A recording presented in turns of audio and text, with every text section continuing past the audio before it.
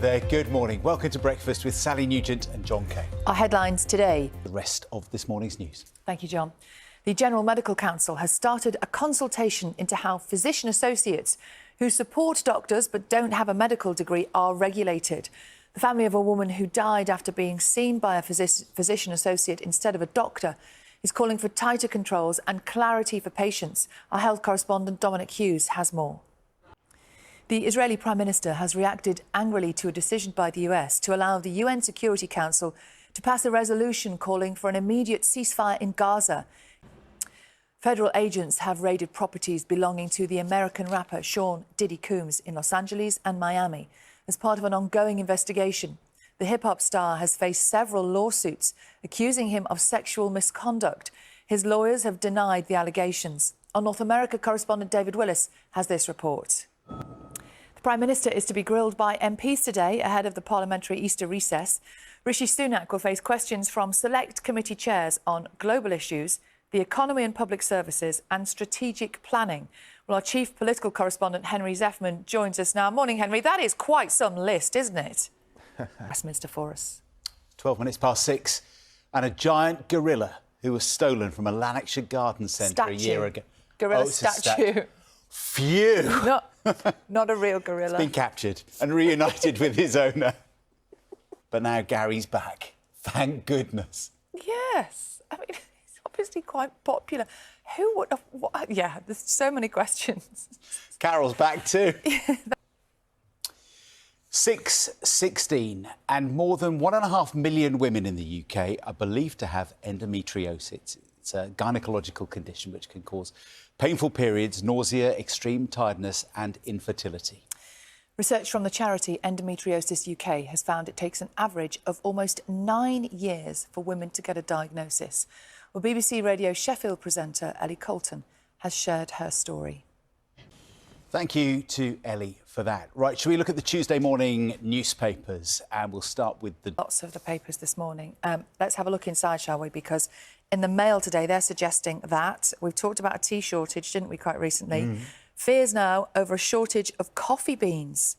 Now, they're saying that farmers in Colombia, major exporter to the UK, say that warming temperatures there are forcing them to plant crops on higher ground with different rainfall cycles, and it's affecting growth. So, therefore, they're not growing as many beans as they used to. Does that fill you with fear? I'm stockpiling. Yeah. John stockpiles every morning. Maybe it's since I started doing this job that the world started running out of coffee beans. Do you think you've drunk it all? I think it might be. You know, it's not a good weekend to buy a bunny rabbit either. If you're thinking about getting a bunny rabbit for Easter, some of the big pet store chains are not going to sell them over the weekend because they say they're worried about people buying them just for Easter.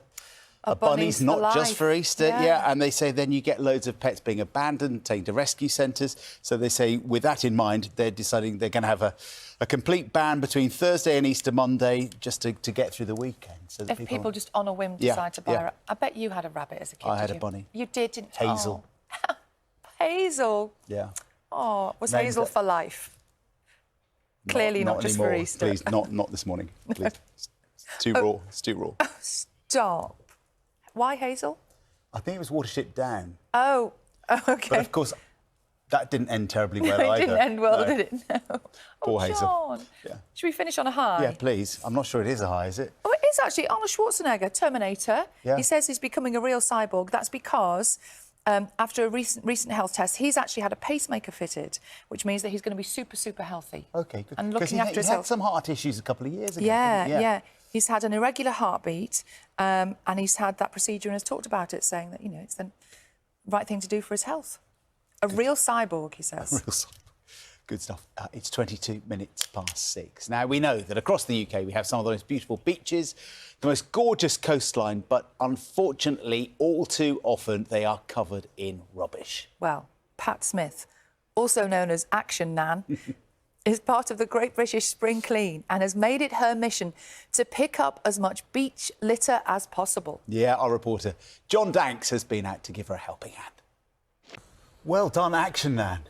Amazing. Yeah, I mean, those teams of people, not just there in Cornwall, all over the country, who go out of their way just to go and pick up other people's rubbish. Doing I mean, fair an play. amazing job, yeah. Properly, a really useful thing to do. And if that's something you do, let us know. If it's a problem in your area, let us know what you do to try and fix the problem of litter. And people who leave dog poo bags. Dog poo bags, I mean, it's a real problem. Why? Do people sort of, like, if they're on a walk, they don't want to carry it with them, so they leave it to pick it up on the way back to the car and then they forget? I don't know. It's like... I think you're being kind, Am I being John. too kind? Yes. Yeah, yes. Set Action Nan on them. That'll sort them out. Well done to Pat. Let us know your local heroes who are cleaning up your area as well as the UK gets a spring clean. Still to come here on Breakfast, lots of those, like, unboxing things as well, doesn't he? Yes, taking the mick. Yes, definitely. It's 27 minutes past 6. Let's get the news, the travel and weather from our breakfast teams around the UK. We'll see you in just a moment.